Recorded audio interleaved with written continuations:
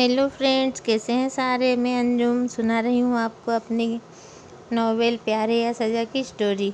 तो पिछली स्टोरी आप सुन ही चुके हैं। कैसी लगी आपको स्टोरी मुझे ज़रूर बताएं, और जो नए सुनने वाले हैं वो मेरे चैनल को सब्सक्राइब ज़रूर कर लें। मैं आगे भी अपने और एक इंटरनेट लव जो सोशल मीडिया पे आधारित है, निगेटिव पॉजिटिव पॉइंट, एक लव ट्रायंगल सस्पेंस वाली स्टोरी है, वो भी मैं इसी तरह सुनाऊँगी इसके बाद। तो जो नए हैं वो चैनल को सब्सक्राइब ज़रूर कर लें। तो मैंने जहाँ से कल स्टोरी को छोड़ा था वहीं से स्टार्ट करती हूँ। तो आप लोगों का ज़्यादा वक्त ना लेते हुए करती हूँ नॉवेल को शुरू। सुनिए। सरिता की बुआ साहिल की खूब तारीफ़ें करती है, लेकिन सरिता कोई जवाब नहीं देती, बस सुनती रहती है और ना ही कोई सवाल करती है। पूनम बुआ कहती है, इकलौता बेटा है और उससे छोटी एक बहन है। नाम तो शालिनी है, लेकिन शालीनता से तो कोसों दूर है। हे राम, इतनी मॉडर्न लड़की है कि बस पूछो ही मत। पूनम बुआ साहिल की बहन शालिनी के बारे में सरिता को बताते हुए कहती हैं, आधे आधे कपड़े पहनना, रसोई में तो गलती से भी नहीं जाती।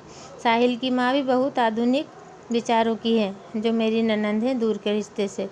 सोशल वर्कर हैं, किटी पार्टीज में ही ज़्यादा बिजी रहती हैं। घर में कितने ही नौकर चाकर हैं, किसी चीज़ की कोई कमी नहीं है। बड़ा ही आलीशान बंगला है इनका पूना में, लेकिन हमारे इतने छोटे घर में साहिल को बड़ा सुकून मिलता है, अच्छा लगता है। जब भी आता है मुझसे कहता है, मामी मुझे आपके यहाँ बड़ा सुकून और अपनापन मिलता है। आपके हाथ का खाना तो सब साथ मिलकर खाते हैं। ऐसे माहौल में अक्सर लोग एक दूसरे के लिए केयरिंग और शेयरिंग हो जाते हैं। यही बात मुझे बहुत अच्छी लगती है। एक हमारा बंगला है जिसमें हम 3 लोग रहते हैं, मगर कभी कभी कई कई दिन हो जाते हैं एक दूसरे से मिले। मम्मी अपनी लाइफ में किटी पार्टीज और शालिनी अपनी फ्रेंड्स, शॉपिंग और घर में लैपटॉप में बिजी रहती है। किसी को भी किसी से कोई मतलब नहीं है। याद नहीं कभी मम्मी ने मेरी पसंद का खाना अपने हाथों से बनाकर खिलाया हो। सारी ज़रूरतें नौकरों से ही पूरी होती हैं। मम्मी की नज़रों में ये हाई सोसाइटी के लोगों का स्टैंडर्ड है, लेकिन ना जाने क्यों मुझे यह सब दिखावा लगता है। मुझे ऐसी फैमिली चाहिए जिनके आसपास एक दूसरे के लिए वक्त हो। यूँ मशीनी ज़िंदगी मुझे पसंद नहीं है। सरिता, मुझे उसकी बातें बहुत अच्छी लगती हैं, दिल का भी बड़ा अच्छा है। वैसे सरिता, तुम्हें कैसे लगा वो? पूनम ने ज़रा गहरी नज़रों से सरिता को देखकर पूछा।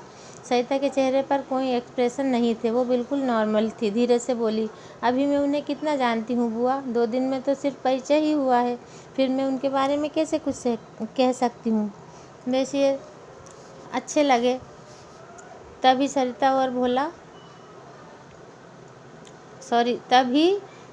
और भोला जॉगिंग से लौटकर आ जाते हैं। भोला सरिता से कहता है, चलो ना दीदी, टेरेस पर चलते हैं, आज मौसम बहुत अच्छा है, सूरज और बादल में छिपन छिपाई चल रही है।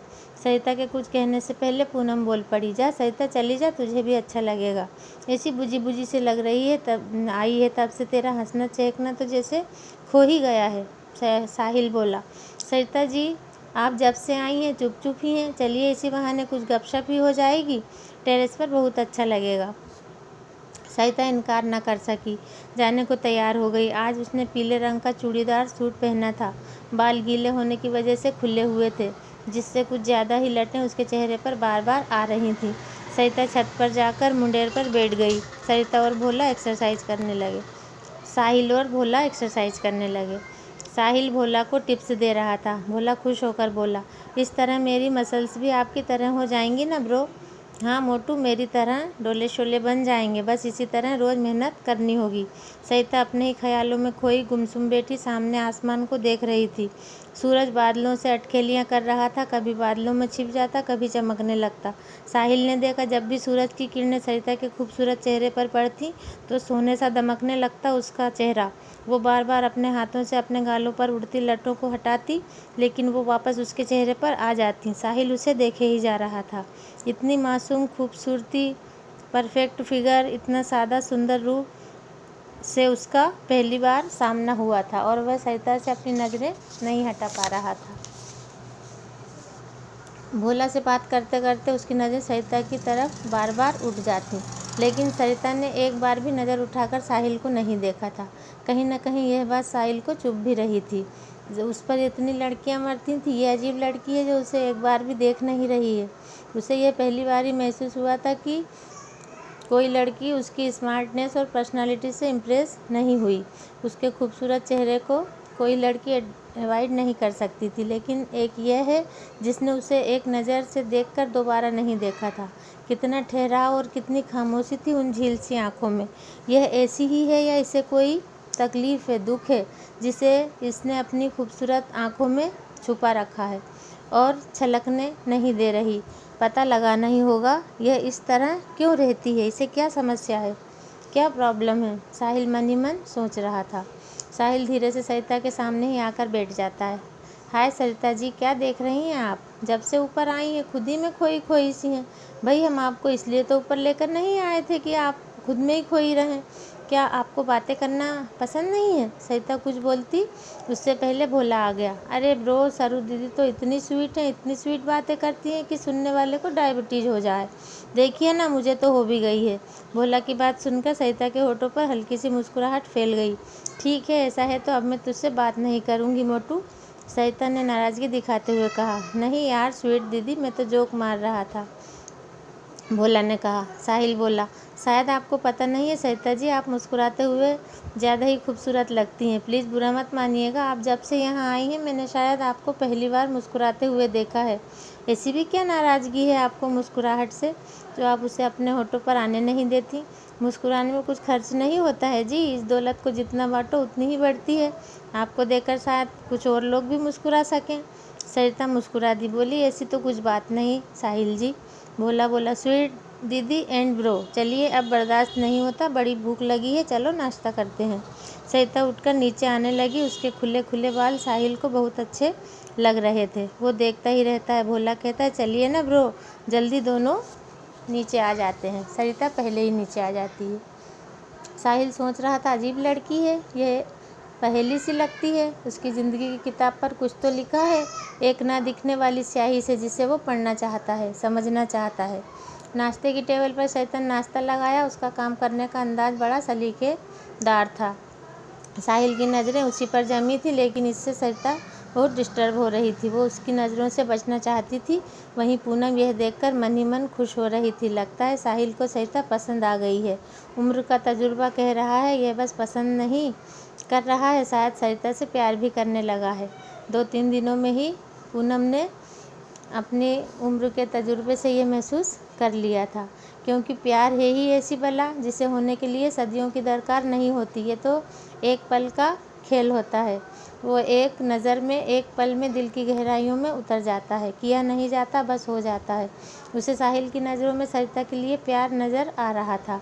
सरिता है भी इतनी मासूम और खूबसूरत, कोई भी उसके रूप में उलझ सकता है जीवन भर के लिए।